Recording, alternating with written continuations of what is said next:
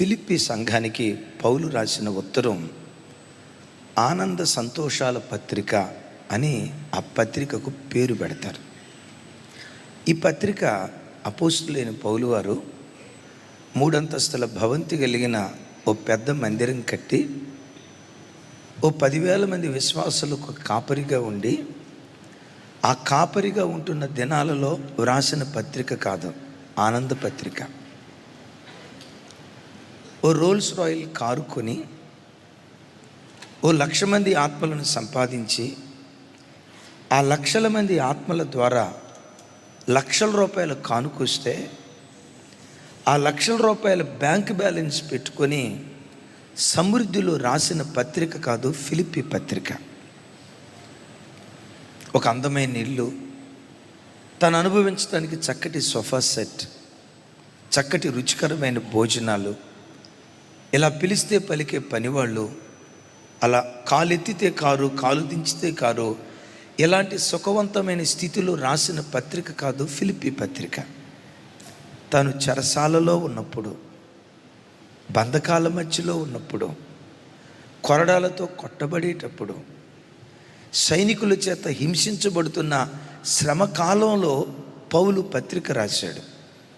ఎక్కడ నేనింత బాధ అనుభవిస్తున్నాను, చిన్న బాధ విషయం కూడా రాయకపోయిగా అంటాడు, ఆనందించుడి, మరలా చెప్పుదును, ప్రభునందు ఆనందించుడి, ఆనందించుడి, ఎల్లప్పుడూ ప్రభునందు ఆనందించండి అని ఆనందంతో కూడుకున్న ఒక దివ్యమైన పత్రిక రాశాడు. పౌలు రాసిన ప్రతి పత్రికకు ఒక్కొక్క క్యాప్షన్ పెడతారు భక్తులు. కానీ ఈ పత్రికకి ఏమని పేరు పెడతారో తెలుసా? ఆనంద పత్రిక, ఆనంద సంతోషాల పత్రిక అనండి కొంచెం పెద్దగా. ఎక్కడుండి రాశాడు? చెరసాలలో, సంఖ్యల మధ్యలో, బాధల మధ్యలో ఉండి, మానవ భాషలో బంధకాల మధ్యలో ఉండి ఈ సంతోష పత్రిక రాశాడు. కొంతమంది ఉంటారు, ఏ బాధ ఉండదు వాళ్ళకి, మంచి ఇల్లు, చక్కటి ఉద్యోగం, మంచి ఆదాయం, సుఖవంతమైన జీవితం, ఇంటి అద్దె కూడా నెలకొచ్చి ఒక ₹50,000 వస్తాయి. కానీ మొఖాలు చూస్తే ఎప్పుడు చూసినా అవధం దాగిన మొఖాలు ఉన్నట్టుంటాయి. ఎప్పుడు చూసినా ఆడు ముఖం చూస్తే మనకు నీరసం వస్తుంది. ఎప్పుడు చూసినా ఆ మాట అనకూడదు. ఒక 7 రోజుల పాటు ట్యాప్ ఓపెన్ చేస్తే బలవంతా ఉడికిపోయిన తర్వాత ఉంటాడు చూసారా, ఏ ట్యాప్ అని నన్ను అడగొద్దు, ఊగులాడుతూ ఉంటాడు చూసారా. ఎప్పుడు అవధం దాగిన ముఖాలు కనపడుతూ ఉంటాయి. ఒరే, తిండి లేదా? తిండి ఉంది. బట్ట లేదా? బట్ట ఉంది. సుఖంగా బ్రతకటానికి అన్నీ లేవా? అన్నీ ఉన్నాయి. కానీ ఎప్పుడు చూసినా ఉసూరుమంటూ ఉంటారు. నా ప్రభు బిడ్డలారా, లోకస్తులు సంతోషించే సంతోషాలు వేరు, దేవుని బిడ్డలు సంతోషించాల్సిన విషయాలు వేరు. లోకస్తుడు ఉన్నాడే సెల్ ఫోన్, వాడి సంతోషం. లోకస్తుడు ఉన్నాడే టీవీ మీడియా, వాడి సంతోషం. లోకస్తుడు ఉన్నాడే గంటల తరబడి వాట్సాప్ స్టేటస్ దగ్గర గడపటం, వాడి సంతోషం. లోకస్తుడు ఉన్నాడే ఇన్స్టా, వాడి సంతోషం. లోకస్తుడు ఉన్నాడే కట్టుకున్న బట్ట, వాడి సంతోషం. లోకస్తురాలు ఉందే తను ధరించిన బంగారు ఆభరణాలు, తన సంతోషం. లోకపు స్త్రీలు ఉన్నారే వారు కట్టుకున్న మేడ మిద్దెలు, వాళ్ళ సంతోషం. క్రైస్తవుడు ఉన్నాడే వీటిలో వేటిలో సంతోషించడు. క్రైస్తవుడు సంతోషించే సంతోషాలు ప్రత్యేకంగా ఉంటాయి. అందుకని హోషేయ గ్రంథంలో ఒక స్థలంలో రాయబడి ఉంటుంది, వినండి. ఇశ్రాయేలు, అన్యజనులు సంతోషించు వాటి యందు నీవు సంతోషించవద్దు అంటాడు. ఒకసారి నాతో కలిసి చెప్పండి, ఇశ్రాయేలు, అన్యజనులు సంతోషించు వాటి యందు నీవు సంతోషించవద్దు. ఒకసారి పెద్దగా చెప్పండి. ఆగండి. ఇజ్రాయేల్ అనే చోట మీ పేరు పెట్టుకోండి. నా పేరు పెట్టకండి, ఈ పేరు పెట్టుకో తల్లి. Ready, 1 2 3 start.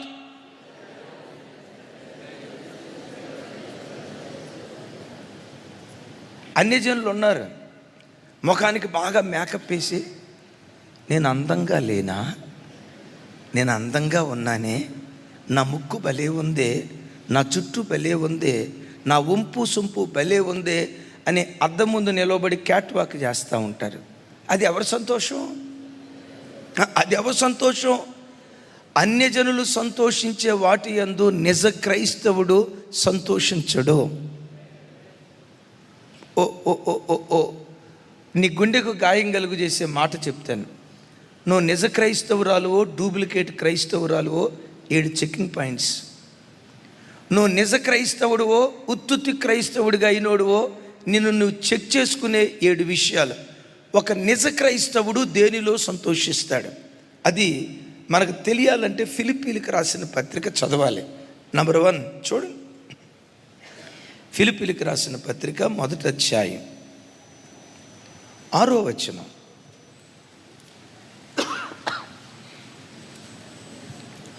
రైట్, నాతో కలిసి చెప్పండి. నేను మిమ్మల్ని జ్ఞాపకము చేసుకున్నప్పుడెల్లను, స్వరం ఎత్తాలి, నా దేవునికి కృతజ్ఞతాస్తుతులు చెల్లించుచున్నాను. 7 నెక్స్ట్ వర్స్ 7 నాతో కలిసి, నా బంధకముల యందును నేను సువార్త పక్షమున వాదించుట యందును దానిని స్థిరపరచుట యందును మీరందరూ ఈ కృపలో నాతో కూడా పాలివారై ఉన్నారు గనుక నేను మిమ్మను నా హృదయములో ఉంచుకొని ఉన్నాను. ఇందుచేత మిమ్మల్ని అందరినీ ఇలాగ భావించుట నాకు ధర్మమే. నెక్స్ట్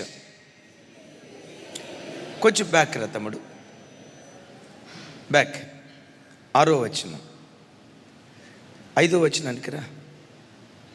సరే, గనుక మీ అందరి నిమిత్తము నేను చేయు ప్రతి ప్రార్థనలో ఎల్లప్పుడూ సంతోషముతో ప్రార్థన చేయుచు. ఇప్పుడు చెప్పండి, నిజ క్రైస్తవుడి సంతోషం ఏది? నోరు తెరవాలి. నిజ క్రైస్తవుడి సంతోషం ఏది? ఇంకోసారి చెప్ప. బా, ఆడి ఫోటో చూడండి ఎంత బాగుందో.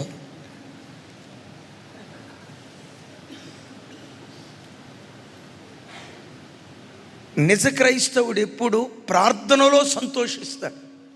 రే నాన్న, సాయంత్రం 7 అవుతుంది, కుటుంబ ప్రార్థన చేసుకుందాంరా అని చెప్పటంతో, ఆ పేరు వినటంతో, మమ్మీ కుటుంబ ప్రార్థన టైం అవుతుందా అని ఆనందంగా వస్తాడే నిజ క్రైస్తవుడు. నువ్వు చేసుకో మమ్మీ, పద్దాకన్నా ప్రార్థన నన్ను ఇబ్బంది పెట్టొద్దు మమ్మీ అని అన్నాడా, వాడు చర్చికి వచ్చిన డూప్లికేట్ క్రైస్తవుడు. రే బాబు 5 అవుతుందిలే, 5:30 అవుతుందిలే, 6 అవుతుందిలే, అరుణోదయ ప్రార్థన చేసుకోలే నాయన, కంఠధ్వని దేవునికి వినిపించు అని తండ్రి చెప్పినప్పుడు ఆ మాట వినటంతో, బాబోయ్ ఉదయం అవుతుందా, 5:30 అవుతుందా, అరుణోదయ కంఠధ్వని దేవునికి వినిపించాలి కదా అని ప్రార్థన నిమిత్తం ఆనందంగా లేచేవాడు నిజమైన క్రైస్తవుడు. ఒకసారి తమ్ముళ్ళారా, చెల్లెళ్ళారా, అక్కలారా, అన్నలారా, తమ్ముళ్ళు, బాల్కనీలో ఉన్న తమ్ముళ్ళు నా వైపు చూడండి. ప్రార్థన అంటే నీకు ఆనందంగా ఉంటుందా, ముళ్ళ మీద కూర్చున్నట్టు ఉంటుందా? మందిరంలో ఉపవాస ప్రార్థన జరిగేటప్పుడు ఆనందంగా ఉపవాస ప్రార్థనకు వస్తావా? బా ఏం ప్రార్థన, ఎంతసేపు ప్రార్థన, ఇన్నిసార్లు ప్రార్థన చేయాలా అని ప్రార్థన నీకు ముళ్ళ మీద కూర్చున్నట్టు ఉంటుందా? ప్రార్థన నీకు ముళ్ళ మీద కూర్చున్నట్టుందంటే నీ సంతోషం ఏదో ఉంది అని అర్థం. ఆనందించాల్సిన వాటిలో ఆనందించకుండా వేరే వాటిలో నువ్వు సంతోషిస్తున్నావు అని ఒక్కసారి ఆలోచించు. నిజ క్రైస్తవుని యొక్క ఆనందం ప్రార్థన.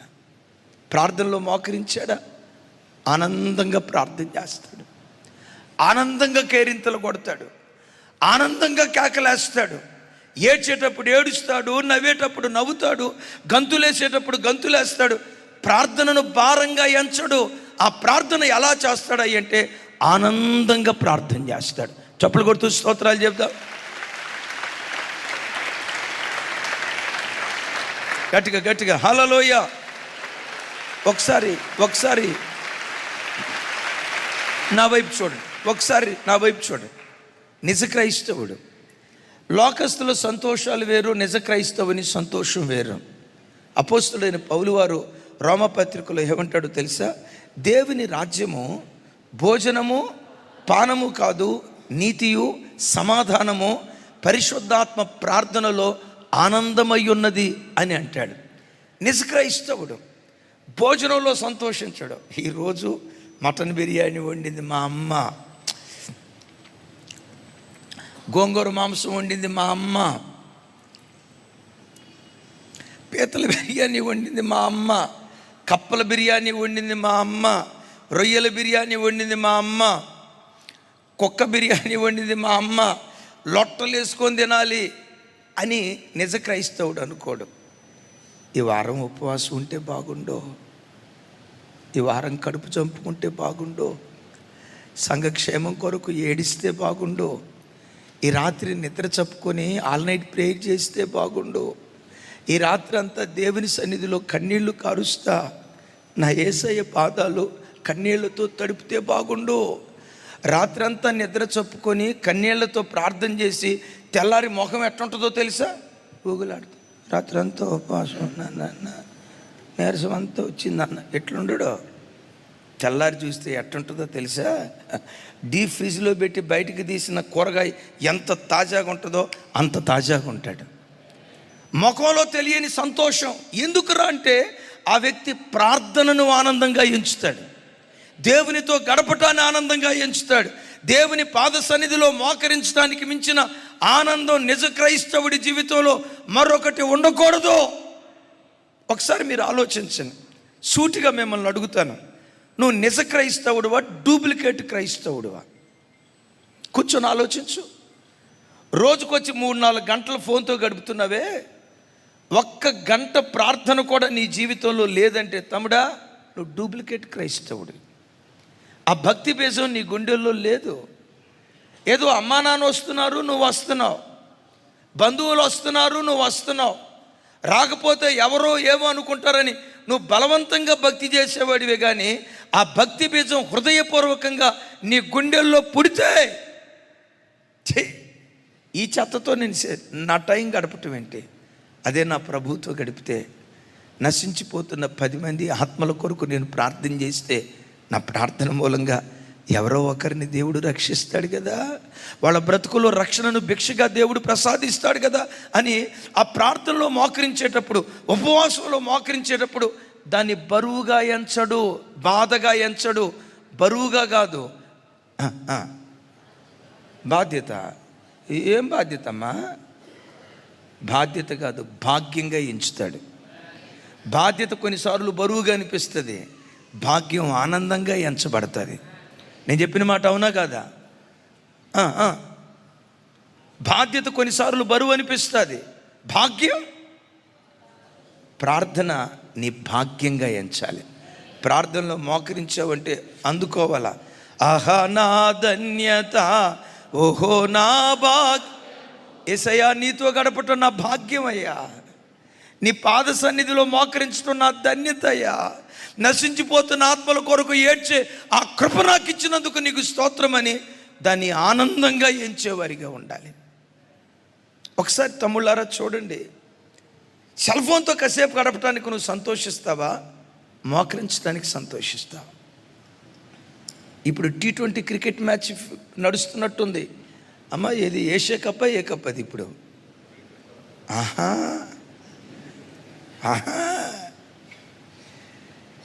3-4 గంటల T20 మ్యాచ్ చూసావే, ఆ 3-4 గంటల టీవీ దగ్గర అతుక్కుపోయి కన్ను ఆర్పకుండా చివరికి వాడు టీ బ్రేక్ ఇచ్చినా కూడా నీకు టీ బ్రేక్ లేదా? వాడు టీ బ్రేక్ ఇచ్చిన ఆ టీవీ దగ్గరే గుడ్లు అప్పగించట్లమ్మా. ఆ టీవీ క్రికెట్ మ్యాచ్ నీకు సంతోషం అయిపోయింది, కానీ ప్రార్థన నీకు సంతోషంగా లేదా? ఒకసారి ఆలోచించు. నిజ క్రైస్తవుడు ఆనందంగా ప్రార్థన చేస్తాడు, ప్రార్థన ఆనందంగా ఎంచుకుంటాడు. Number 1 check point. నెంబర్ 2 క్రైస్తవుడి ఆనందం. నిజ క్రైస్తవుడు కట్టుకున్న బట్టను బట్టి ఆనందించడం, ధరించిన ఆభరణాలను బట్టి ఆనందించడం, తాను వాడే కారును బట్టి ఆనందించడం, కట్టుకున్న బిల్డింగులను బట్టి ఆనందించడు. క్రైస్తవుడి ఆనందం వేరుగా ఉంటుంది. ఏది రెండవది చూడండి, 1వ అధ్యాయం 18వ వచనం. అది ఫోటో చూపించండి ఒకసారి, భలే ఉంది. చూడండి ఆడు ఒకసారి, ఆడు చూడండి. ఇంటర్నేషనల్ స్పీకర్ ఆడు. చూడండి, చెయ్యి కూడా అట్ట పెట్టాడు. నా వైపు చూడండి. రైట్, నాతో కలిసి ఆ మాట చెప్పండి. అయిననేమి మిష చేతనే కానీ సత్యము చేతనే కానీ ఏ విధము చేతనైనా క్రీస్తు ప్రకటించబడుచున్నాడు. అందుకు నేను సంతోషించుచున్నాను, ఇక ముందును సంతోషింతును. మరోసారి, అందుకు నేను సంతోషించుచున్నాను. ఎందుకు? నాతో కలిసి నా వైపు చూసి చెప్పండి. అందుకు నేను సంతోషించుచున్నాను. ఎందుకు? 7 అంతస్తుల భవంతి కట్టినందుక? నో. వెండి బంగారాలు సంపాదించినందుక? నో. సాలరీలో హైక్ వచ్చినందుక? నో. ₹1,00,000 కాస్త ఒకేసారి 2,00,000 రూపాయలు జీతమైనందుక? కాదు. మరి దేనిని బట్టి సంతోషిస్తున్నాడు? క్రీస్తు ప్రకటించబడుచున్నాడు. సువార్త వ్యాపకం జరుగుతుంది. యేసుక్రీస్తును గూర్చిన ప్రకటన అన్ని ప్రాంతాల్లో మారుమోగుతూ ఉంది. అది కక్ష చేత కానీ, మెష చేత కానీ, మరొక కారణం చొప్పున కానీ నా క్రీస్తు ప్రకటించబడుచున్నాడు కనుక నేను సంతోషించుచున్నాను. ఇలా క్రీస్తు ప్రకటిస్తూ ఉంటే ఇక ముందుకును నేను సంతోషిస్తాను. మీరు నిజ క్రైస్తవులైతే సంగారెడ్డిలో మీటింగ్ ఏర్పాటు చేస్తున్నాం, మెదక్లో మీటింగ్ ఏర్పాటు చేస్తున్నాం, ఎల్లారెడ్డిలో మీటింగ్ ఏర్పాటు చేస్తున్నాం, కరీంనగర్లో మీటింగ్ ఏర్పాటు చేస్తున్నాం. ఆ మాట వింటంతో దేవా, మా పరిచర్య ద్వారా ఇన్ని ప్రాంతాల్లో మీరు ప్రకటించబడుతున్నారా? మా దైవజనులు ఇన్ని లక్షల మందికి మిమ్మల్ని ప్రకటిస్తున్నారా? దేవా, ఇలాంటి పరిచర్యలో ఉండటం నా భాగ్యమయ్యా. నిన్ను ప్రకటించే దైవ సేవకుల నీడలో పెరగటం మా భాగ్యమయ్యా. సువార్త వ్యాపకం, సువార్త అనే వెర్రితనంతో బ్రతికే సంఘంలో సేవకుల మధ్యలో ఉండటం ఇది నా ధన్యత అని సువార్త ప్రకటిస్తూ ఉంటే మీరు ఇంట్లోనే టీవీలో వాక్యం వింటా కూర్చున్న చోటే అంతరంగం నాట్యం ఆడటం ప్రారంభిస్తుంది. ఒక్కళ్ళు కూడా సరిగ్గా చెప్పలా. ఎందుకంటే మన సంతోషాలు అయి కాదు. మనం ఏం తిన్నాం, ఏం తెచ్చుకున్నాం, ఏం కట్టుకున్నాం, మనకి ప్రభు ద్వారా ఏవి లబ్ధి కలిగింది, సంఘం ద్వారా నాకు ఏ లబ్ధి కలిగింది. పాస్టర్ గారు మాకు తలనొప్పి వచ్చినప్పుడు మా ఇంటికి వచ్చి ప్రార్థన చేశాడా లేదా? రాలేదుగా. అది వాళ్ళ ఇంటికి వెళ్ళాడంట, మా ఇంటికి రాలా. వాళ్ళ ఇంటికి వెళ్ళాడు, మీ ఇంటికి రాలేదు కదమ్మా. రాలేదా అంటే లెక్కేసుకుంటున్నావు తల్లి. అది కాదు. సంఘ స్థాపన వెనుకున్న మర్మం ఏంటో తెలుసా? బిల్డింగులు కట్టుకోవటం కాదు. మీ ఇంటికి వచ్చి భోజనం చేసి, మీరు మా దగ్గరకు వచ్చి భోజనం చేసి, అయ్యో అయ్యగారు అని అయ్యగారు వచ్చారని చికెన్ నుండి, మటన్ నుండి, కోడిని కోసి, కుక్కను కోసి వాటి ప్రాణాలు తీసి పాస్టర్ గారికి పెట్టి చివరికి ఆ పాస్టర్ గారిని విశ్వాసులు సమాధి పెట్టిలో పెట్టేస్తారు. సంఘ స్థాపన వెనుకున్న మర్మం ఏంటంటే సంఘం ద్వారా క్రీస్తు ప్రకటించబడాలి. దేవుని వాక్య నా వైపు చూడాలి. దేవుని వాక్యం సంఘం ద్వారా అన్ని ప్రాంతాలకు ప్రచురించబడాలి. ఆ సంఘం ద్వారా దేవుని వాక్యం ప్రకటిస్తూ ఉంటే చాలు ప్రభువా, మేము ఇచ్చే డబ్బు సేవ కొరకు చక్కగా వాడబడుతుంది, మీ రాజ్య వ్యాప్తి కొరకై ఉపయోగపడుతుంది. ఇంతకు మించిన భాగ్యం ఇంకొకటి లేదని నిజ సంతోషం. నిజమైన క్రైస్తవుడు సువార్త ప్రకటనలో ఆనందిస్తాడు. గట్టిగా చెప్దాం ఆమేన్. ఈ మధ్యకాలంలో ఎక్కడ మీటింగ్ పెడదామన్నా అనుకూలత లేదు. ఓ పాస్టర్ గారు వచ్చి నాతో మాట్లాడతా, అయ్యగారు వీధుల్లో సువార్త ప్రకటిద్దామని ఉంది. సోరారంలో, సాయిబాబా నగర్లో, 60 గజాల్లో, ఈ ప్రాంతాలంతా వీధుల్లో వాక్యం ప్రకటించాలని ఉంది. కానీ కుదరట్లేదు అయ్యగారు, చాలా బాధ అయిపోతుంది అయ్యగారు అని నా వైపు చూసి నవ్వుతా ఒక మాట అన్నాడు. నా వైపు చూసి నవ్వుతా ఒక మాట అన్నారు. ఏవయ్యా నవ్వుతున్నావు అన్నా. అయ్యా మేము ప్రకటించలేకపోతున్నాం, కానీ మీరు సేవకు వచ్చిన దినాల్లో ప్రారంభంలో ఈ ఆటంకం అప్పుడు ఉండేది కాదు కదా, మేము విన్నామయ్యా. సోరారం, జీడిమెట్ల, ఈ ఇండస్ట్రీ ఏరియా అంతట్లో ఇమాన్యుయల్ మినిస్ట్రీస్ ద్వారా దేవుని వాక్యం ప్రకటించబడింది. అన్నోళ్ళు దీనికి సాక్షులు. అతిశయంగా కాదు, దేవుని కృపను బట్టి చెప్తాను. సోరారంలో మనం సువార్త ప్రకటించని గల్లీ లేదు. 60 గజాలకు ముక్కు మొహం లేనప్పుడే అక్కడ వాక్యం ప్రకటించాం. రూపురేఖలు లేనప్పుడే వాక్యం ప్రకటించాం. సువార్త ప్రకటన అనే వెర్రితనంతో నిజమైన క్రైస్తవుడు దేవుని సన్నిధిలో బ్రతుకుతాడు. ఆ రోజుల్లో చిన్న మీటింగ్ పెట్టిన మొత్తం గల్లీకి పోస్టర్లు అంటించేవాళ్ళు. ఒకరోజు ఒక తల్లి నా దగ్గరకు వచ్చి, అయ్యా ఇప్పుడే మీ ముఖానికి మట్టి అంటుకుంటే తుడిసి వచ్చాను అయ్యా అంది.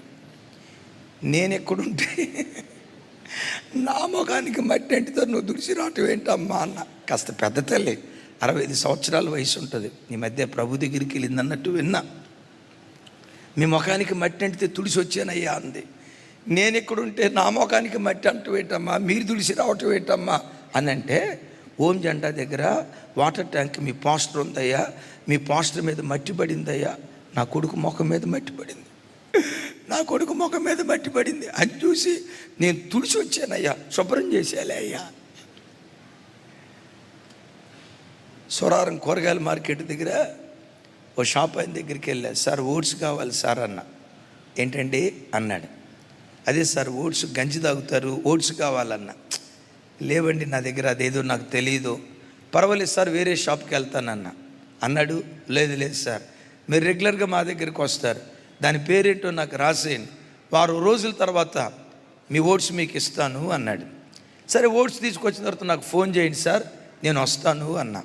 సరేనండి మీరు వెళ్ళండి, నేను ఫోన్ చేస్తాలే అన్నాడు. ఫోన్ చేస్తాను అంటున్నాడు కానీ ఫోన్ నెంబర్ తీసుకోవట్లా. సార్ వచ్చిన తర్వాత నాకు ఫోన్ చేస్తారు కదా. చేస్తా సార్ మీరు వెళ్ళండి సార్ అన్నాడు. నేను అన్నా, ఏం సార్ ఫోన్ చేస్తాను ఓట్స్ వచ్చిన తర్వాత అన్నాడు. నా ఫోన్ నెంబర్ తీసుకోకుండా ఎట్లా ఫోన్ చేస్తారు సార్ అన్న. ఆయన ఏమన్నాడు తెలుసా, మీ ఫోన్ నెంబరు ఫోన్లో ఫీడ్ చేసుకోవాల్సిన అవసరం లేదు సార్, సోరారంలో ఏ గోడను అడిగినా మీ ఫోన్ నెంబర్ చెప్పేది సార్, ఏ గోడను అడిగినా చెప్పేది సార్. నమ్ముతారా? ఆ మాట అన్నప్పుడు నా ఛాతీ 150 ఇంచులు పెరిగింది. అంత సంతోషం అనిపించింది. సువార్త ప్రకటన నిజ సేవకుని సంతోషం. తమ్ముడు సువార్త ప్రకటిద్దాం రండి, పలానా చోట మీటింగ్ ఏర్పాటు చేద్దాం రండి అన్నా. మేము వచ్చి పని చేస్తామన్నా, సువార్త పనిలో పాలి భాగస్థులం అవుతామన్నా, వాల్ పోస్టుల పని మేము చేస్తామన్నా, మీటింగ్ నిమిత్తం అరేంజ్మెంట్ చేసే పని మేము చేస్తామన్నా, ఓ చోట సాక్ష్యం చెప్పే పని మేము చేస్తామన్నా. దేవుని పనిలో పాలిభాగస్తుడిగా, సువార్త వ్యాపకంలో పాలిభాగస్తుడిగా ఉంటాడు. నిజంగా సంఘక్షేమాన్ని కోరుకునేవాడు ఒక నిజమైన క్రైస్తవుడు. సంఘం ద్వారా సువార్త ప్రకటించబడితే ఇంతకు మించిన సంతోషం మరొకటి ఏది లేదని దాన్నే ఆనందంగా ఎంచుతాడు. మీకు ఒక మాట చెప్తా, ఆరంభం నుంచి ఈరోజు వరకు సువార్త ప్రకటన కొరకు దేవుడు మనకు 100 రూపాయలు ఇస్తే 100 రూపాయల్లో 50 రూపాయలు సువార్త ప్రకటనకి, ఓ 30 రూపాయలు చర్చి, ఓ 10 రూపాయలు అక్కడక్కడ స్థలం కొనటానికి, 1 రూపాయో 2 రూపాయలు మా కొరకు ఖర్చు పెట్టుకుంటాం. మేము ఎట్లా రూపాయి జాగ్రత్త చేసామో తెలుసా? మా యవ్వనాశలు ఎట్లా దేవుని కొరకు చంపుకున్నావో తెలుసా? ఎప్పుడైనా అన్నం వండితే ఎవరో వస్తారని ఒకవేళ మిగిలిపోతే సద్దిబడిన అన్నం, నీరు గారిన అన్నం. నేను చెప్పే మాట అబద్ధమైతే నా ప్రభు వింటున్నాడు. మీరేదో మమ్మల్ని మెచ్చుకోవాలని నేను ఈ మాట చెప్పట్లా. సద్ది అన్నమా, రాత్రి అన్నం ఇప్పుడు తింటావా, రాత్రి అన్నం ఈరోజు సాయంత్రం తింటావా, 2 రోజుల క్రితం సత్యాన్నం ఈరోజు తింటామా? ఏనాడు దేవుడు విశ్వాసుల ద్వారా ఇచ్చిన డబ్బును చెత్త కుప్పలో పడేసినట్లుగా. కానీ ఇది పాచిపోయిన అన్నం, సద్యాన్నం, రాత్రి అన్నం అని ప్రక్కన పెట్టిన జ్ఞాపకాలు నాకు లేవు. నేను ఆడేది అబద్ధమైతే నా నోట దేవుడు ఉంచిన సత్యవాక్కు తీసేస్తాడు. కొన్ని సందర్భాల్లో సద్దన్నం నీరు గారిపోతే అన్నం పూర్తిగా సద్దిపడిన తర్వాత అన్నంలో నుంచి ఏమొస్తుంది? నీరు గారిన అన్నం. సావుకురాలు ఇట్లా జల్లెడ బేషన్ ఉంటుంది కదా, దానిలో ఇట్లని నీరు గారిన అన్నం తిన్న జ్ఞాపకాలు మాకున్నాయి. ఎందుకో తెలుసా? ఈ 10 రూపాయలు అన్నం ఖర్చు పెట్టే కంటే ఈ 10 రూపాయలు దేవుని సేవకు ఖర్చు పెడితే బాగుండుగా, మందిరానికి ఒక వస్తువు కొంటే బాగుండుగా, పరిచర్య కొరకు వస్తువు కొరితే బాగుండుగా. ఈరోజు ఈ పరిచర్య ఎంతగా ఆశీర్వదించబడటానికి కారణం ఏంటో తెలుసా? మీ ఎదుట నిలబడిన మీ అన్నను, మీ తండ్రిని ఈ పరిచర్య సువార్త ప్రకటనలో సంతోషించే పరిచర్య. ఈ రోజుకి టిల్ డేట్, ఈ రోజుకి ఒక ఆత్మ సంబంధమైన వ్యక్తి సంఘం ద్వారా సువార్త ప్రకటిస్తూ ఉంటే ఎంత ఆనందపడతాడో తెలుసా? దేవా, మా మందిరంలో ఒకప్పుడు 50 మంది ఉండేవాళ్ళు, ఈరోజు 500 మంది అయ్యారు. ఈ 500 మంది 5,000 మంది అయ్యారు. ఈ 5,000 మంది 10,000 మంది అయ్యారయ్యా. ఇంతకు మించి మాకేం కావాలయ్యా? మా కళ్ళ ముందు సేవ అంతకంతకు ఆశీర్వదించబడతా ఉంటే ఇంతకు మించిన ఆనందం ఇంకొకటి లేదని నిజ క్రైస్తవుడు సంతోషిస్తాడు. ఇక డూప్లికేట్ క్రైస్తవుడు ఉన్నాడు, చూసారా? చూడు జెరమియా మారిపోయాడు.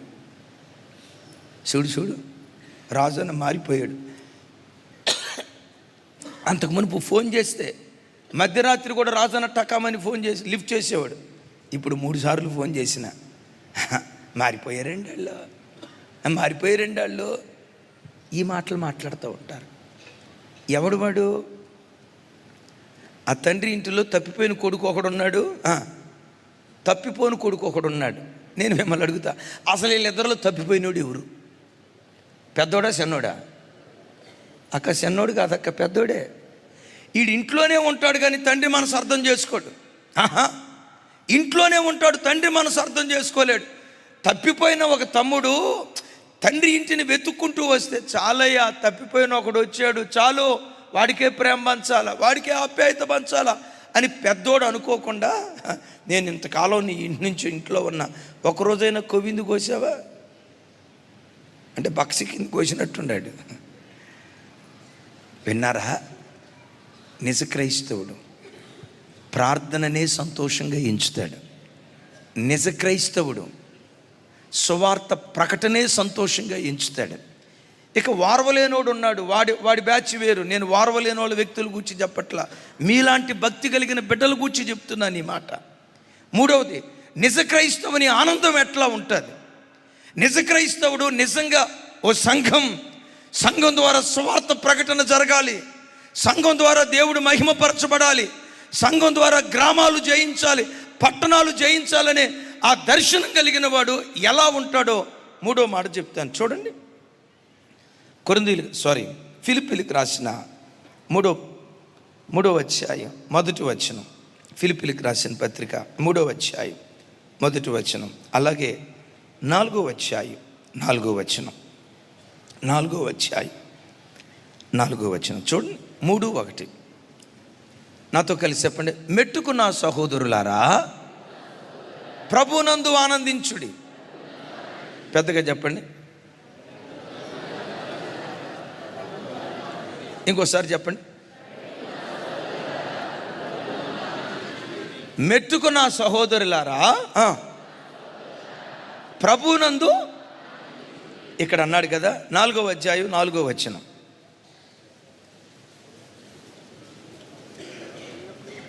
నాతో కలిసి చెప్పండి. ఎల్లప్పుడూ ప్రభునందు ఆనందించుడి. మరలా చెప్పుదును. ఏమంటాడు ఫిలిప్పీ సంఘంతో? ఎల్లప్పుడూ, అప్పుడప్పుడు కాదు, ఏదో ఆదివారం వచ్చినప్పుడు 1 గంట సేపు కాదు, ఆదివారం 2 గంటలు కాదు. నా దేవుడు పౌలు గారి ద్వారా అంటాడు, ఎల్లప్పుడూ ప్రభువే నీ ఆనందమై ఉండాలా. ఎల్లప్పుడూ ప్రభువే నీ సంతోషమై ఉండాలా. ఎల్లప్పుడూ లోకస్తుడున్నాడు సార్, తుప్పు పట్టిపోయే వెండి బంగారాలు సంపాదించి ఆనందిస్తాడు.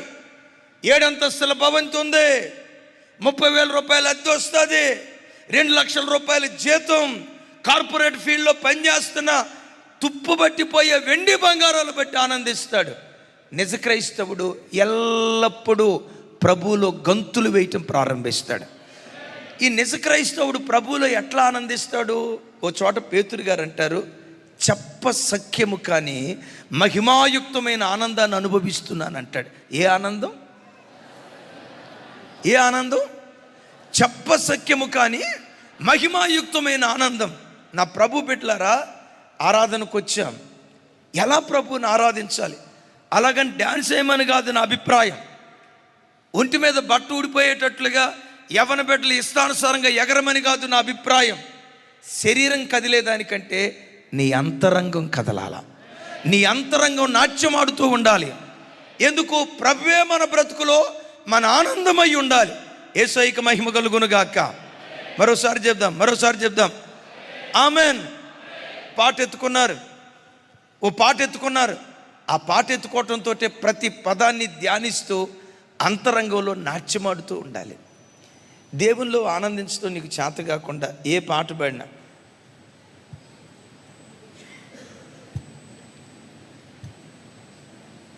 అని నువ్వు అన్నావంటే నీ సంతోషం ఏదో, దేవుడు కాదు. ఎంత దివ్యమైన పాట నీ దగ్గరకు వచ్చినా, దివిలోనున్న ఆనందమును ధరణిలో నేను, అప్పుడు దివిలోనున్న నీ సంతోషం ఏదో, సీరియల్ నీ సంతోషం అనుకుంటా, ఇన్స్టా నీ సంతోషం అనుకుంటా, ఫేస్బుక్ నీ సంతోషం అనుకుంటా, ఏ అమ్మాయితోనో చాటింగ్ చేయటం నీ సంతోషం అనుకుంటా. అందుకనే ఇంత దివ్యమైన సంతోషం నీకు సంతోషంగా అనిపించదు, ఇంత దివ్యమైన ఆనందం నీకు ఆనందంగా అనిపించదు. ఇప్పుడు ఆడికి జ్వరం, 4 రోజులు బట్టి జ్వరం, టైఫాయిడ్ వచ్చింది, మలేరియా వచ్చింది, మరలా డబుల్ టైఫాయిడ్ వచ్చింది. ఆ డబుల్ టైఫాయిడ్ దగ్గర జ్వరం, ఆ డబుల్ టైఫాయిడ్ జ్వరం వచ్చినోడి దగ్గరికి వెళ్ళి, ఇది నాటుకోడి అనండి, గుంటూరు నుంచి గోంగూర తెప్పించి గోంగూర మాంసం చేసి పెట్టాం తినరా అని పెడితే అడికి ఎట్టుంటుందో తెలుసా? మాంసం చూసిన పురుగును చూసినట్టు ఉంటుంది. ఒరే ఇది మాంసంరా నాయనా, చేపల కూర, పీతలు, మెత్తాళ్ళు, ఒరే రుచికరమైన భోజనం రా అన్న. టీబీ జబ్బు వచ్చిన వాళ్ళు ఉంటారు. టీబీ జబ్బు మీకు తెలుసా?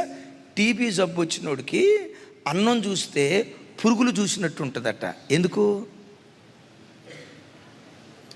పాపపు జబ్బు నీలో ఉంటే దేవుళ్ళు నువ్వు ఆనందించు. అపవిత్రపు జబ్బు నీలో ఉంటే దేవునిలో ఆనందించడం క్రైస్తవుడికి చేత కాదు. పౌలు గారు మేడ మిద్దెలేం కట్టుకోలేదు సార్. ఎక్కడున్నాడు? చెప్పాలి. జైల్లో ఉండి వీళ్ళతో ఏమంటాడు? నేను చాలా బాధల్లో ఉన్నా, నా కొరకు మీరు ప్రార్థన చేయండి, నా బంధకాల్లో ఉన్నా, శ్రమల్లో ఇబ్బందుల్లో ఉన్నా, నా కొరకు కన్నీళ్లు గార్చండి అని చెప్పాల్సింది పోయి ఏమంటాడు తెలుసా? ఆనందించుడి, మరలా చెప్పుదును. అంటే నిజ క్రైస్తవుడు ఎప్పుడు ప్రభువులో ఆనందిస్తాడు. ఒకసారి పెద్దగా చెప్పండి. ఎందులో? వాక్యం చదివేటప్పుడు ఆనందంగా వాక్యం చదువుతాడు, వాక్యం వినేటప్పుడు ఆనందంగా వాక్యం వింటాడు, ఆరాధించేటప్పుడు ఆనందంగా ఆరాధిస్తాడు, ప్రార్థించేటప్పుడు ఆనందంగా ప్రార్థిస్తాడు, పరిచర్య చేసేటప్పుడు ఆనందంగా పరిచర్య చేస్తాడు. ఎందుకంటే వాడి బ్రతుకులో ప్రభువే ఆనందం. అలా నువ్వు ఆనందిస్తే నెహెమ్యా గ్రంథకర్త అంటాడు, ప్రభునందు ఆనందించుట వలన మాకు బలం కలుగుతుంది అంటాడు. ఆ బలం ఏం చేస్తుందో తెలుసా? శత్రువును అవలేలగా జయించే కృప దేవుడిస్తాడు. ఒకసారి తమ్ముళ్ళు నా వైపు చూడండి. నేను పదే ఈ మాట అంటున్నందుకు మీరు అనిదా భావించొద్దు. నువ్వు చెక్ చేసుకో. ఫోన్ ఓపెన్ చేసి ఫోన్ చూడటానికి సంతోషంగా వెళ్ళినంతగా బైబిల్ ఓపెన్ చేయడానికి నువ్వు సంతోషంగా బైబిల్ ఓపెన్ చేస్తున్నావా? బైబిల్ నువ్వు సంతోషంగా ఓపెన్ చేయలేకపోతున్నావు, ఫోన్ అయితే బహు ఆనందంగా ఓపెన్ చేస్తున్నావంటే నన్ను క్షమించు, నువ్వు నిజ క్రైస్తవుడి కాదు. నీ భక్తి నకిలీ, నీ విశ్వాసం నకిలీ, నీ ప్రార్థనా జీవితం నకిలీ. తెల్లబట్టలేసుకొని రావచ్చు, నీ ఆనందం వేరే ఏదో ఉన్నట్లుగా ఒక్కసారి నిన్ను పరిశీలన చేసుకో. క్రైస్తవుడు తన బ్రతుకులో ప్రార్థననే ఆనందంగా ఎంచాలి, సువార్త ప్రకటనే ఆనందంగా ఎంచాలి. మూడోది ఏం విన్నాం? ప్రభువే మన ఆనందమై ఉండాలి. నాలుగో మాట పౌలు గారు చెప్తూ అంటాడు, చూడండి ఆ మాట. థ్యాంక్ యూ చిన్న. 2వ అధ్యాయం 2వ వచనం నాతో కలిసి, మీరు ఏక మనస్కులగునట్లుగా ఏక ప్రేమ కలిగి ఏకభావము గల వారిగా ఉండి ఒక్కదాని యందే మనసుంచుచు నా సంతోషమును సంపూర్ణము చేయుడి. ఇప్పుడు చెప్పండి తల్లి, నిజ క్రైస్తవుడి సంతోషం ఏది? పెద్దగా చెప్పాలి. ఏకభావం, ఏక మనస్సు, ఏక తాత్పర్యం. అలాంటి దివ్యమైన ఐక్యత సంఘంలో ఉంటే, అలాంటి ఐక్యత ప్రజల మధ్యలో ఉంటే, ఆత్మ సంబంధమైన మనస్సు కలిగిన వాడు దానిని బట్టి ఆనందించడం ప్రారంభిస్తాడు. చప్పలు కొడుతూ దేవునికి స్తోత్రాలు చెప్పు.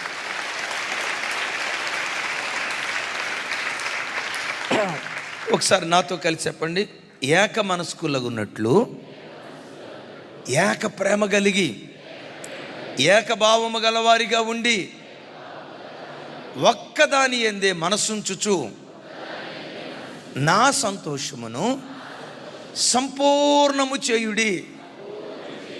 మిమ్మల్ని అడుగుతా, ఇంతకీ పౌలు గారి సంతోషం ఏంటి? సంఘంలో ఉన్న ప్రజలందరూ ఐక్యంగా ఉంటే అదే తన సంతోషంగా ఎంచుతున్నాడు. బిడ్డలారా, సంఘంలో ఎప్పుడు కూడా మన సంఘానికి వచ్చినప్పుడు ఒకరి మొఖాలు ఒకరు సంతోషంగా చూసుకుంటూ హృదయపూర్వకంగా వందనాలు చెప్తూ ఆ ప్రేమ ఆప్యాయతలతో కూడుకున్న వాతావరణం సంఘంలో పనిచేయాలి. చెప్దాం ఆమెన్.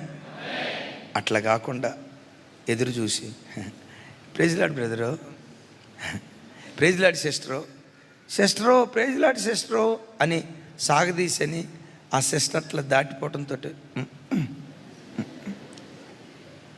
దేవుడు ఏడుస్తాడు. మనం ఎందుకు ఐక్యంగా ఉండాలో తెలుసా? మనం ఉన్నాం, లేరు అని కాదు. ఎందుకు ఉండాలో తెలుసా? ఎక్కడో పుట్టి ఎక్కడో పెరిగి ఎక్కడెక్కడో బ్రతుకుతున్న మనలను ఈ పట్టణానికి తీసుకొచ్చి ఎంత పెద్ద కుటుంబాన్ని దేవుడు మనకి ఏర్పరిచాడు. ఎంత పెద్ద కుటుంబాన్ని దేవుడు మనకిచ్చాడు. తమ్ముడు ఆ ఫోటో చూపించు ఒకసారి. అది చూడు. అభి ఎట్రా, షారోన్ ఎట్రా, మనోడు మెడ మీద నువ్వు కూడా అట్టబడు. మొత్తానికి ఇక్కడ ఫ్లాట్ అయిపోవాలా? అరే అటు పట్టుకో, మీద పడు.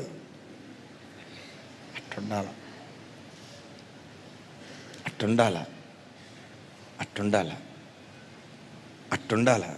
ఆ ఫోటో కూడా చూపించు.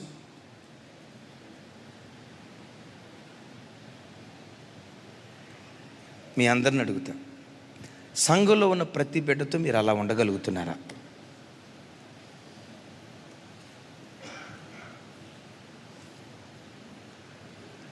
ఏమంత సీరియస్గా చూస్తున్నారు? మళ్ళీ ఆ ఫోటో సరే వెళ్ళినా చూపించు. మీద పడి చిన్నోడా, ఏం కాదు, మోస్తాలు లేవాడు. అట్లా కాకుండా వీళ్ళిద్దరు ఎదురు తిరగండి, చిన్న ఎదురు తిరగండి, ముఖం సీరియస్గా పెట్టండి ఒకసారి. అది ఒక రకంగా చూసుకుంటా అవధం దాగిన మొఖాల్లాగా పెట్టుకొని లోపల కొరకొరలాడుతా వివాదాలతో ఉన్నాం అనుకో, దేవుడు అలాంటి సంఘాన్ని బట్టి సంతోషించడు. సంఘంలో సహోదరత్వం, సంఘంలో ప్రేమ, సంఘంలో ఏక మనస్సు. కొంతమంది ఉంటారు, వెళ్ళండి మేము చర్చికి వస్తాం కానీ ఎవరితో గెలవమన్నా. కొన్ని చోట్లకి వెళ్ళినప్పుడు కొంతమంది అనే మాట ఏంటంటే, ఒక 500 మంది వస్తారు ఆ చర్చికి. ఒక ఆయన వచ్చి, మేము చర్చికి వస్తాం కానీ ఎవరిని గెలవమన్నా, ఈ చర్చి వాళ్ళు ఎవరు మంచోళ్ళు కాదన్నా, ఈ చర్చి వాళ్ళు ఎవరు మంచోళ్ళు కాదన్నా అనండి ఒకసారి. ఈ చర్చి వాళ్ళు ఎవరు మంచోళ్ళు కాదన్నా అంటారు. నాకు అర్థమైంది ఏంటంటే, ఈడే నంబర్ 1 తేడాగాడు. ఈడే నంబర్ 1 తేడాగాడు కాబట్టి ఎవరు మంచోళ్ళు కనపడరు. తెలుగులో ఒక సామెత ఉంది,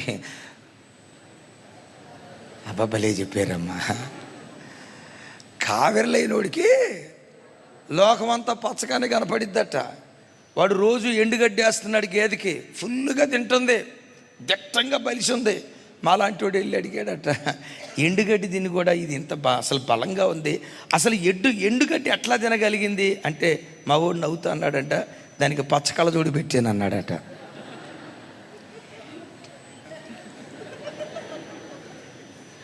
మా వాడికి లేటుగా బలి పెరిగింది, పచ్చకళ్ళజోడు పెట్టాను అన్నాడట.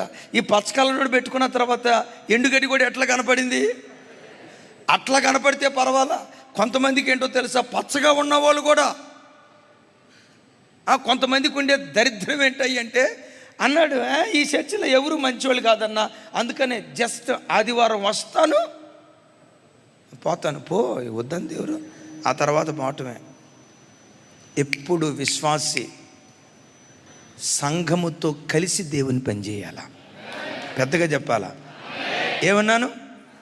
సంఘంతో, పెద్దగా చెప్పాలి, సంఘంతో కలిసి దేవుని పని చేయాలి. సంఘంతో కలిసి దేవుడు ఎప్పుడు సంఘము ద్వారానే మహిమపరచబడతాడు. మీకు విలువ తెలియదని నేను అంటలా, కానీ మనకు తెలిసిన దానికంటే, లోదరన్నా వచ్చారా అన్న ఆఫ్రికాలో ఉంటాడు. ఆయనకి ఏమనిపిస్తుంది అంటే, దేవా ఉద్యోగం కోసం ఇక్కడికి వచ్చే కానీ నేను సంఘం కోల్పోతున్నానే, సహవాసం కోల్పోతున్నానే. ఆదివారం అన్న లైవ్ చూస్తారు, మీ తెల్ల బట్టలు చూసి ఎంత ఏడుస్తూ ఉంటాడో. ఓర్వలేక కాదు, నేను సంఘంలో లేకుండా అయిపోయానే, నాకు సహవాసం లేకుండా అయిపోయిందే. అమ్మా అయ్యా, ఎక్కడెక్కడో ఉన్న మనల్ని ఇక్కడికి తీసుకొచ్చాడు, ఒక ఇల్లుగా చేశాడు. మనం అందరం ఎలా బ్రతుకుదామో తెలుసా? ఒక్క తండ్రికి పుట్టిన బిడ్డలాగా ఐక్యమత్యంతో బ్రతుకుదాం. మన మధ్య గొడవలు వద్దు, మన మధ్య వివాదాలు వద్దు, మన మధ్య ప్రాంతీయతత్వం వద్దు, మన మధ్య కులతత్వం వద్దు, మన మధ్యలో వర్గతత్వం వద్దు, మన మధ్యలో భేదాలు వద్దు. ఏక మనస్సు కలిగిన వారమై ఆ ఏక మనస్సును బట్టి మనం సంతోషించే వారిగా దేవుని సన్నిధిలో బ్రతుకుదుము గాక. చప్పలు కొడుతూ ప్రభు వారికి స్తోత్రాలు చెప్దాం.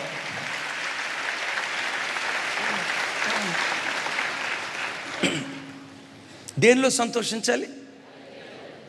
ఓసారి అంటే అసలు విశ్వాసులు ఏం కోరుకుంటారో కొన్నిసార్లు అర్థం కాదు. నేను ఈ బ్యాచ్ అంతటికి పెట్టే పేరు ఏంటంటే, ఆ వ్యక్తి విశ్వాసానే కంటే కూడా ఫిల్ ఇన్ ద బ్లాంక్స్, ఖాళీలు పూర్తి చేయండి. మీరు ఏం చెప్పబోతున్నారో అడగకుండా చెప్తే ఎట్టన్నా అని అంటారా? సరే, ఇప్పుడు నేను చెప్తా. గతంలో ఈ మాట చెప్పాను. ఓ చోట రెగ్యులర్గా నేను సువార్త కోటాలకి వెళ్ళేవాడిని. ఆ ప్రాంతానికి ఆ దైవ సేవకుడికి ఒక కాలు లేదు. ఒంటి కాలుతో సైకిల్ తొక్కి అన్ని ప్రాంతాలు తిరిగి 700 మంది ఆత్మలను ప్రభు కొరకు సంపాదించాడు. ఎంత? 700 మంది ఆత్మలను ప్రభు కొరకు సంపాదించాడు. ఆయన చూసినప్పుడల్లా నాకు అనిపిస్తుంది, దేవా ఎంత కృప పొందినోడు నాయన. అవయవాలు సరిగ్గా లేవు, ఒంటి కాలుతో సైకిల్ తొక్కి ఇంత అద్భుతమైన సేవ చేశాడు. ఆయన మీటింగ్ పెడితే ఆ రోజులో 2000-3000 మంది వచ్చేవాళ్ళు, 2-3 వేల మంది వచ్చేవాళ్ళు. అద్భుతంగా సువార్తలు జరిగాయి, మీటింగ్స్ జరిగాయి. 3వ రోజు చాలా అద్భుతంగా జరిగింది. వేల కొలది ప్రజలు వచ్చారు. వాళ్ళు కార్చిన కన్నీళ్లకు తగినట్లుగానే పరిశుద్ధాత్మ దేవుడు బలమైన వర్తమానం ద్వారా ప్రజలతో మాట్లాడారు. సంతోషంగా నేను స్టేజీ దిగొచ్చాను. అందరూ వచ్చి సంతోషంగా, అప్పట్లో యూట్యూబ్ లేదు, ఫేస్బుక్ ఇవి లేవు, సంతోషంగా కిందకి దిగొచ్చాను. చాలామంది వచ్చి కలిసి మాట్లాడారు. అందరూ కలుస్తున్నారు కానీ స్థానిక పాస్టర్ గారు కలవాల. ఏంటో పాస్టర్ గారు కలవలేదని చెప్పి సరే వాళ్ళు పరిచారకులు వస్తే ఇంటికి భోజనం చేయటానికి వెళ్ళాను. భోజనం చేయటానికి వెళ్తే ఆ పాస్టర్ గారు నన్ను ఎదుర్కొన్నాడు. ముఖంలో మీటింగ్ స్టార్టింగ్లో ఉన్న సంతోషం ఇప్పుడు లేదు, చాలా బాధతో ఉన్నాడు. నేను ఆయన చూసి, అయ్యగారు ఏంటి, ఎందుకు బాధపడుతున్నారు? నేనేమైనా వాక్యం చెప్పేటప్పుడు ఎక్కడైనా మిమ్మల్ని నేనేం అనలేదే, ఏంటి చాలా ముఖం ఇబ్బందిగా ఉంది అని అంటే, ఆయన కళ్ళెమ్మని నీళ్ళు పెట్టుకొని ఏడుస్తా ఏమన్నాడంటే, మా సంఘ పెద్ద ఒక ఆయన తన మనవరాలకు పాట ఇవ్వలేదని మీటింగ్ మధ్యలో నుంచి అలిగి వెళ్ళిపోయాడయ్యా అన్నాడు. ఏంటయ్యా ఏమన్నారు అన్నా. మా సంఘానికి కొన్ని సంవత్సరాలు బట్టి వచ్చే సంఘ పెద్ద 3 రోజు వాళ్ళ మనవరాలకు పాటిస్తానన్నా. షెడ్యూల్ మీరు చూశారు కదయ్యా, వాతావరణం బాగా లేటుగా స్టార్ట్ చేసాం, మీకు మెసేజ్ ఇచ్చేసరికి 9:30 అయిపోయింది. మరలా ఇప్పుడు ఆ చిన్నపిల్లకి పాటిస్తే ఓ 10 నిమిషాలు అయిపోద్ది, అందుకని సమయాభావాన్ని బట్టి ఆ పాపకు పాట ఇవ్వలేదయ్యా, అందువల్ల తన మనవరాలకు పాట ఇవ్వలేదని. అసలు ఈ చర్చిలో మనకు గుర్తింపేది, మనకు విలువేది? మనల్ని పట్టించుకుంటున్నారా? పాటిస్తానని చెప్పి పాట ఇవ్వలేదని మనవరాల్ని ఫ్యామిలీని మొత్తం తీసుకొని వెళ్ళిపోయాడంట. ఎంతయ్యా మనవరాలు వయసు అన్నా. 3 సంవత్సరాలండి అన్నాడు. ఎలీషానా వింటున్నారా? ఎన్ని సంవత్సరాలు? ఎంతయ్యా వయసు అన్నా. 3 సంవత్సరాలండి అన్నాడు. 3 సంవత్సరాల మనవరాలకు పాట లేదని తీసుకొని వెళ్ళిపోయాడా? ఇప్పుడు చెప్పండి, విశ్వాసం అందామా? Fill in the blanks. మీరు చెప్పట్లా, ఎందుకంటే మీ దగ్గర కూడా ఎప్పుడు అది పనిచేసి ఉంటుంది. నన్ను నేను పిశాచని ఎట్లా అనుకుంటా, అందుకని నోరు రాలా. అమ్మ విశ్వాస పిశాచ మదనపల్లి మీటింగ్ జరిగింది సార్, ఏం కావాలి ఇంకా? 1000 మంది ప్రజలు వచ్చారు సార్, ఏం కావాలి ఇంకా? బలమైన వర్తమానాలు వినిపించాడు, ఏం కావాలి మనకి? మన స్టేజ్ మీద కనపడితే ఎంత? ఇది ఎవరికి ఉంటుంది? విశ్వాస సంబంధమైన వ్యక్తులకే ఉంటుంది. నా ప్రభు బిడ్డలారా, నేను స్టేజ్ మీద కనపడ్డానా లేదా ఆత్మీయుడు ఆలోచించడు. నాకు గుర్తింపు దొరికిందా లేదా ఆత్మీయుడు ఆలోచించడు. ఈ స్థలములో ఆత్మదేవుడు పని చేస్తున్నాడా లేదా, దేవుని పని చక్కగా జరుగుతుందా లేదా, దేవుని పని మహిమకరంగా జరిగితే ఆ విషయమై ఆత్మ సంబంధమైన వ్యక్తి సంతోషిస్తాడు. ఆత్మీయత లేనోడు ఏంటో తెలుసా? నాకేం దొరికింది, నాకేం గుర్తింపు వచ్చింది, ఇది ఆలోచిస్తూ ఉంటాడు. ఏడుస్తూ అన్నాడు, అయ్యా కొత్తగా వచ్చినోడు కాదయ్యా, 15 సంవత్సరాలు బట్టి చర్చికి వస్తున్నాడు అయ్యా. ఫస్ట్ రోజు పాట పాడారు, సెకండ్ రోజు పాట పాడారు, 2 రోజులు ఇచ్చా కానీ 3వ రోజు వాళ్ళ మనవరాలకి లేదని అలిగి వెళ్ళిపోయాడయ్యా అన్నాడు. నా ప్రభు బిడ్డలారా, సంఘం క్షేమాభివృద్ధి పొందితే ప్రతి క్రైస్తవుడు, మరలా చెప్తున్నాను, సంఘం క్షేమాభివృద్ధి పొందితే సంఘ క్షేమమే ప్రాణంగా ఎంచే వ్యక్తులుగా మనం బ్రతకాలి. లోకస్తుల సంతోషం వేరు, నిజ క్రైస్తవుని సంతోషం వేరు. 5వది, నిజ క్రైస్తవుడు దేనిలో సంతోషిస్తాడు? పౌలు గారి మాటల్లోనే చూద్దాం.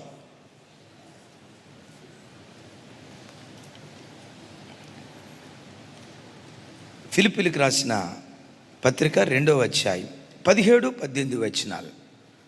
17-18 వచనాలు నాతో కలిసి చెప్పండి. మరియు మీ విశ్వాస యాగములోను దాని సంబంధమైన సేవలోను నేను పానార్పణముగా పోయబడినను నేను ఆనందించి మీ అందరితో కూడా సంతోషింతును. ఇటువలనే మీరును ఆనందించి నాతో కూడా సంతోషించుడి.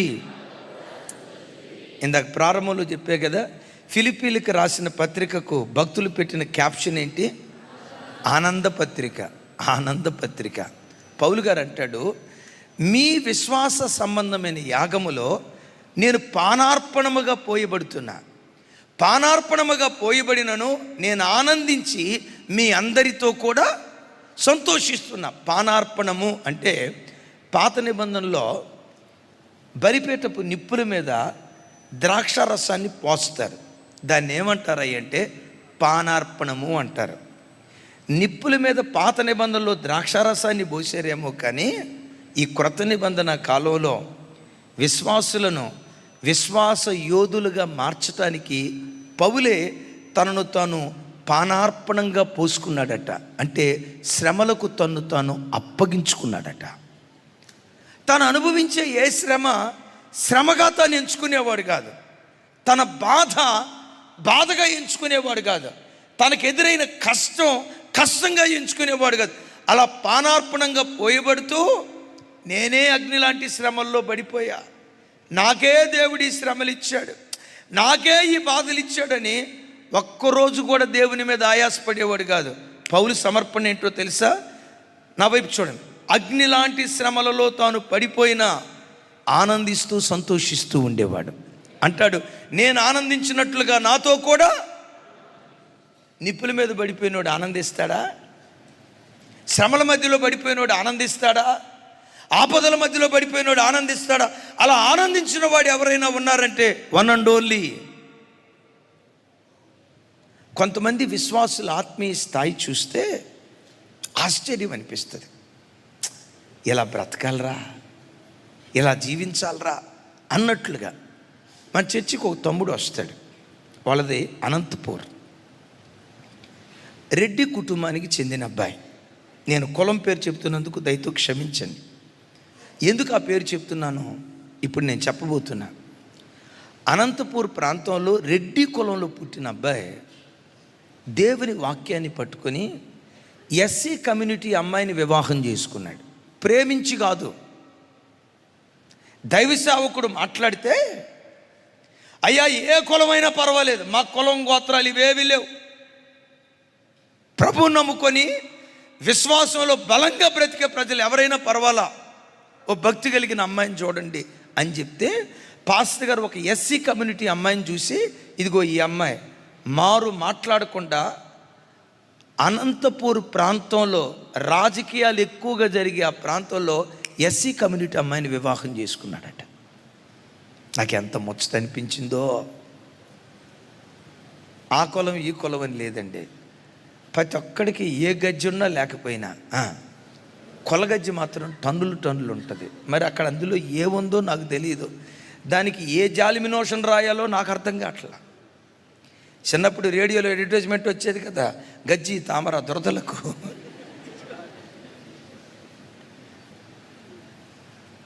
గజ్జి తామర దురదలకు రాయండి జాలిమినోషన్ అని అప్పుడు అనేవాళ్ళు. సంఘాలలో ప్రాంతీయ తత్వం, ఆడు ఆంధ్ర ఓడు, వీడు తెలంగాణ ఓడు, వాడు అరవోడు. వీళ్ళకి ఏ ట్రీట్మెంట్ ఇచ్చి ఈ వ్యాధి మాన్పాలో నాకు అర్థం కాదు. ఏ ట్రీట్మెంట్ ఇస్తే ఇలా బతుకులు మారుతాయో అర్థం కాదు. నేను ఇవ్వాల్సిన అవసరంలా, ఇవ్వాల్సిన ఆయన ఇస్తాడు, ఇవ్వాల్సిన రీతిలో ఇస్తాడు. ఆమెనా తట్టుకోలేవురా నాయన. ఆయన ట్రీట్మెంట్ ఈక మునిపే మారితే పోయిద్ది. ఆమె ఎంత వాక్యం చెప్పినా మా కులం అండి, మా వాళ్ళు ఊరుకోరు. నీకేదైనా కష్టం వస్తే సంఘం ఏడుస్తుందా, నీ బంధువులు ఏడుస్తారా? నీకేదైనా ఇబ్బంది కలిగితే ఉపవాసం ఉండేది సంఘం ఉపవాసం ఉంటుందా, నీ బంధువులు ఉపవాసం ఉంటారా? ఏ కష్టం వచ్చినా సంఘాన్ని ఆశ్రయిస్తాం. ఆశీర్వదించబడిన తర్వాత బంధువులు గుర్తు వస్తారు. కొంతమందికి ఏ విశ్వాసులో వీళ్ళని విశ్వాసులు అందామా, ఫిల్ ఇన్ ద బ్లాంక్స్. అది కదా ఎవరు అంది అక్కడ. ఎస్సీ కమ్యూనిటీ అమ్మాయిని వివాహం చేసుకున్నాడు. లాక్డౌన్ వెళ్తున్న తర్వాత కోవిడ్లో మనం అయిపోయిన తర్వాత మన వాక్యం వింటూ హైదరాబాదులో ఉద్యోగం వస్తే, సాఫ్ట్వేర్ ఇంజనీర్కి ఉద్యోగం వస్తే తన భార్యతో కూడా మందిరానికి వస్తున్నాడు. వివాహమై 5 సంవత్సరాలు అవుతుంది. సరిగ్గా డిసెంబర్ నెలలో నన్ను కలిశారు. ఆ బిడ్డ సాక్ష్యం వింటే ఎంత సంతోషం అనిపించిందో. మా అమ్మోళ్ళు చెప్తున్నారు, నేను ఐపీసీ, నా భార్య హెబ్రోన్, మా బంధువులు బ్రదరన్ వాళ్ళ దగ్గరికి వెళ్ళినా, హెబ్రోన్ వాళ్ళ దగ్గరికి వెళ్ళినా, నా వైపు చూడాలి, బ్రదరన్ వాళ్ళ దగ్గరికి వెళ్ళినా, హెబ్రోన్ వాళ్ళ దగ్గరికి వెళ్ళినా, ఐపీసీ వాళ్ళ దగ్గరికి వెళ్ళినా, హైదరాబాద్ వెళ్తున్నాం ఏ చర్చికి వెళ్ళమంటారు అని అంటే, ఈ 3 డినామినేషన్లు ఏకకంఠంగా చెప్పిన మాట ఏంటో తెలుసా? సోరారంలో ఉన్న ఎమాన్యుయల్ చర్చికి వెళ్ళండి అని చెప్పారు. బ్రదర్ అన్నోళ్ళు, నేను వాళ్ళ వాక్యం చాలా ఇష్టపడతా. హెబ్రోనోళ్ళు, వాళ్ళ క్రమం చాలా ఇష్టపడతా. ఐపీసీ వాళ్ళు, వాళ్ళకి తెలిసిన సేవకులను అడిగితే ముగ్గురు ఒకటే మాట చెప్పారట, అక్కడ ఎమాన్యుయల్ చర్చ్ ఉంటుంది, వెళ్ళండి అయ్యా, కలిపి చెరిపే బోధ అక్కడ ఉండదు, భక్తిగా బ్రతుకుతారని చెప్తే ఆ బిడ్డ వచ్చాడు. మాట్లాడుతూ ఆఫీస్ రూమ్లో, అన్నయ్య మా పెండ్లి 5 సంవత్సరాలు అవుతుంది, పిల్లలు కావాలని మేమేమి ఆడవట్లా, ఇస్తే దేవునికి స్తోత్రం, ఇయ్యకపోతే ఆత్రమా? కాదమ్మా, ఇస్తే దేవునికి స్తోత్రం, ఇయ్యకపోతే దేవునికి మరి స్తోత్రం అన్నాడు.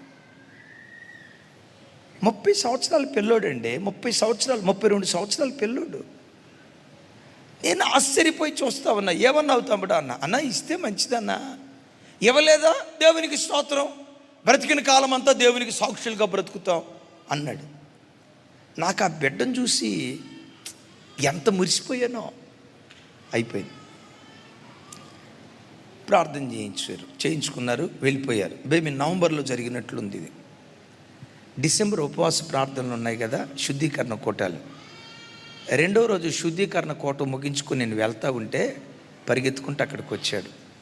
అన్నయ్య, దేవుడు తన చిత్తానుసారంగా దేవుని కృపను బట్టి గత నవంబర్ మాసం ముగింపులో, డిసెంబర్లో మా భార్య గర్భాన్ని దేవుడు తెరిచాడు. అన్నయ్య, దేవుడు కార్యం చేశాడు. నేను దానికి ఏం పెద్ద సప్పట్లు కొట్టలా. ఇప్పుడు నేను చెప్పబోయేదానికి ఎంత సప్పట్లు కొట్టానో అంత సప్పట్లు కొట్టా. డాక్టర్ అన్నారట, కదలొద్దు, గర్భసంచి కాస్త లూజుగా ఉంది, పిండం పడిపోద్దేమో, జాగ్రత్త తీసుకోండి, గర్భసంచి లూజుగా ఉంది అని చెప్పారట.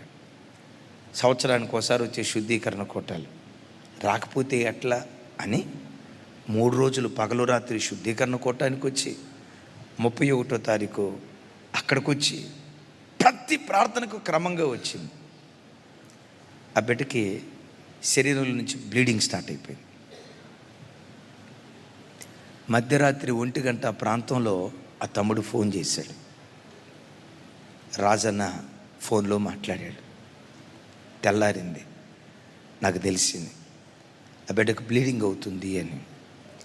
నేను దైవ సేవకురాలు ఆ బిడ్డలను పలకరించి ప్రార్థన చేద్దామని వెళ్ళాం.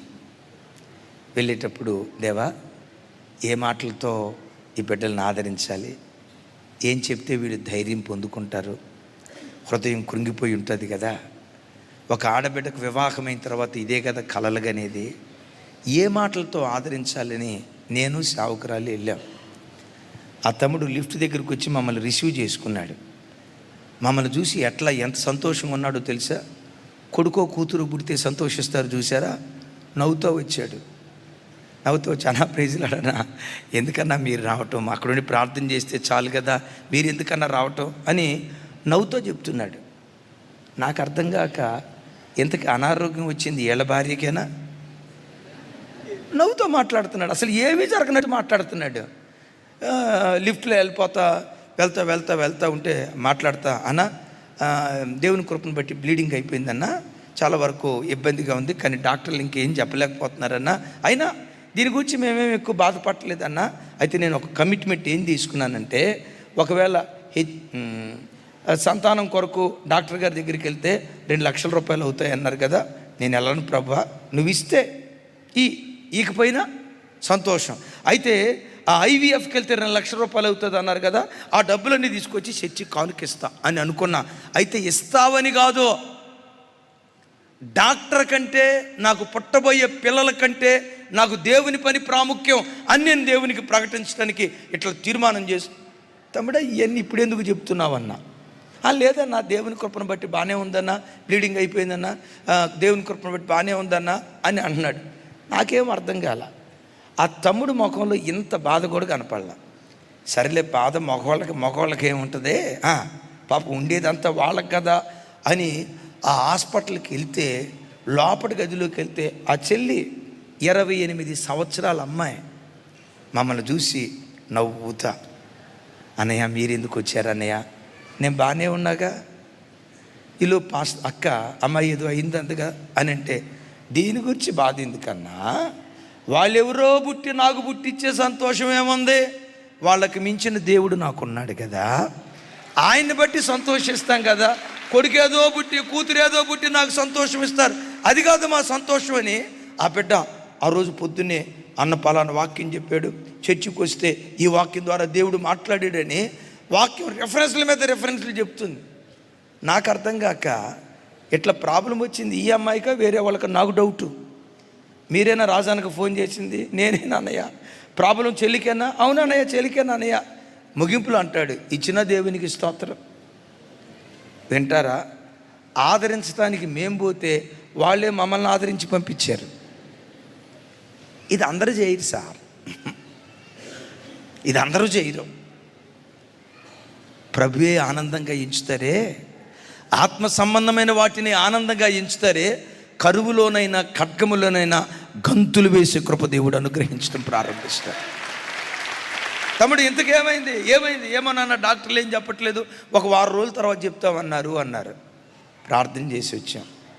ఆ తమ్ముడు వారం రోజుల తర్వాత ఫోన్ చేసి చెప్పిన మాట ఏంటో తెలుసా? దేవుడు తన కృపను బట్టి నా భార్య గర్భాన్ని నిలవబెట్టాడన్న. మరలా ముగింపులో అన్నాడు, అది దేవుని చిత్తం అన్నా. ఒరే నీ చిత్తం తగలట, అది దేవుని చిత్తం అన్నా.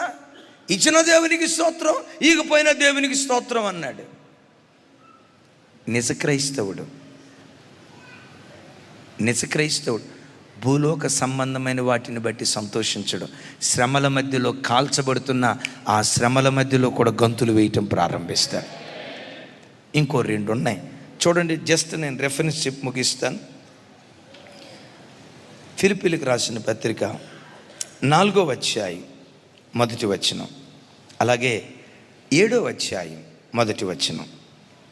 4వ అధ్యాయం 1వ వచనం నాతో కలిసి, కావున నేను అపేక్షించు నా ప్రియ సహోదరులారా,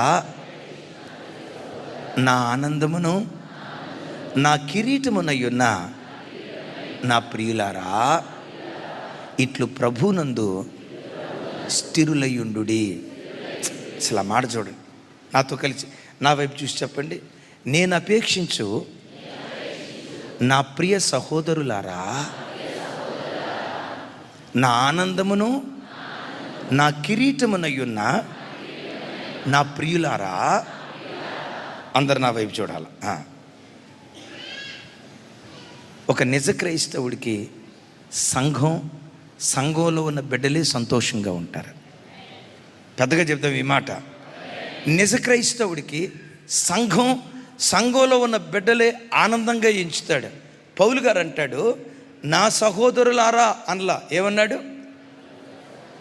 నా సహోదరులారా అని అనలా, ఏమన్నాడు? నా ప్రియ సహోదరులారా. ఈ సహోదరులు ఏమై ఉన్నారట?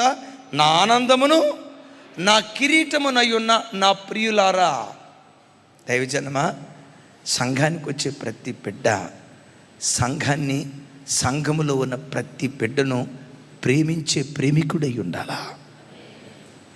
ఒకరినొకరు నా ప్రియ సహోదరుడు, నా ప్రియ సహోదరి, యేసుక్రీస్తు రక్తముతో కడగబడిన నా ప్రియ సహోదరురాలని ఆ ప్రియత్వం సంఘంలో ఉండాలి. సంఘాన్ని ప్రేమించటమే నిజ క్రైస్తవుడి ఆనందంగా ఉంటుంది. పౌలు గారు సంఘాన్ని పట్టుకొని ఏమంటాడు తెలుసా? మీరు చూడండి, మీకు ఎట్ట ఉంటుందో నాకు తెలియదు, కానీ మిమ్మల్ని వదిలిపెట్టి నాకు ఎక్కడికి వెళ్ళబుద్ధి కాదు. ఈ 25 సంవత్సరాల సేవలో ఓ బంధువుల ఇంటికి వెళ్ళిన జ్ఞాపకం నాకు లేదు. ఎవరైనా రీసెర్చ్ అండ్ డెవలప్మెంట్ కార్యక్రమం చేసి పలానా రోజు వెళ్ళేవన్నా అని ఎవరైనా మీరు నిలవబడి చెప్తే ₹1,00,00,000 ఇస్తా. ఇక్కడే లేకపోయినా అక్కనో ఈ అక్కనో ఎలీషాన్నో ఎవరో ఒకరిని అప్పు అడుగుతా, ₹1,00,00,000 ఇస్తా. ఈ 24-25 సంవత్సరాల సేవలో సంఘాన్ని వదిలిపెట్టి ఓ పార్క్ వెళ్ళినట్లుగా కానీ, ఓ పిక్నిక్ వెళ్ళినట్లుగా కానీ, ఏమండి షాలార్జింగ్ మ్యూజియం ఎట్టుంది చూసినట్టుగా కానీ, జమ్మూ కాశ్మీర్ అందాలు అలా చూసుకుంటా వద్దాం, కేరళ చూసుకుంటా వద్దాం. దేవుడు మాకు ఇచ్చిన సంఘాన్ని, సంఘ పిల్లలను వదిలి ఒక్కరోజు కూడా 25 సంవత్సరాల సేవలో ఒక్కరోజు కూడా మేము బయటికి వెళ్ళాం. ఎందుకో తెలుసా? మా ఆనందం, మా అతిశయ కిరీటం, మా సంతోషం ఏదైనా ఉన్నదంటే, మీ సంతోషాలు చాలా ఉంటాయిలేమ్మా, మీ సంతోషాలు ఒకటా? ఏమంటే మీ సంతోషాలు రకరకాలు. కానీ సేవకులుగా మా జీవితం ఉంది చూసారా, మా సంతోషం అంతా ఏదైనా ఉన్నదంటే ఎగైన్ అండ్ ఎగైన్ మా ఆనందం, మా అతిశయ కిరీటం దేవుడు మాకిచ్చిన మా పిల్లలే. హల్లెలూయా. ఎప్పుడు సంఘం సంఘం సంఘం సంఘం. నేను ఎప్పుడు నా వైపు చూడాలి, నేను ముగించిపోతాను. మిమ్మల్ని చూస్తే అలసట కానీ, నీరసం కానీ, రెస్ట్ తీసుకుందామని కానీ పొరపాటున అనిపించదు. ఓ సేవకు వచ్చేటప్పుడు మందిరం ఇట్లా కిటకిటలాడుతూ ఉంటే ఓ నిజ సేవకుడికి ఇంతకు మించిన సంతోషం ఏముంటుంది, ఇంతకు మించిన ఆనందం ఏముంటుంది? నేను ఎప్పుడూ అనుకుంటా, దేవా, ప్రతి వ్యక్తికి ఏదో ఒక రోజు మరణం ఉంటుంది, నాకు మరణం ఉంటుంది. కానీ నా మరణం ఎట్లుండాలంటే హాస్పిటల్లో మరణించకూడదు, ఇంట్లో మంచం మీద మరణించకూడదు, ప్రయాణంలో మరణించకూడదు. మరణం అనేది ఒకటి ఉంటుంది, ప్రతి మనిషికి వస్తుంది. నాకు మరణం వస్తే ఎలాంటి మరణం రావాలంటే ఫుల్ ఫీట్ మీద నిలబడి వాక్యం చెప్తూ బలిపీఠ మీదే ప్రాణం విడవాలి ప్రభా. అలాంటి దివ్యమైన కృప, ప్రజలను చూస్తూ, నా పిల్లల ముఖాన్ని చూస్తూ మీ సన్నిధిలో ప్రాణం విడవాలి. మీ సంతోషాలు ఏవో నాకు తెలియదు, కానీ మాకున్న ఏకైక సంతోషం, ఈ భూమి మీద మాకున్న ఆస్తి, మాకున్న ధనధాన్యాలు, మాకున్న వెండి బంగారాలు యేసయ్య రక్తంతో కడగబడిన మీరే మా ఆనందం. మందిరంలో ఎప్పుడు కూడా ఆ ఆనందకరమైన వాతావరణం యేసు నామములో ఏలుబడి చేయునుగాక.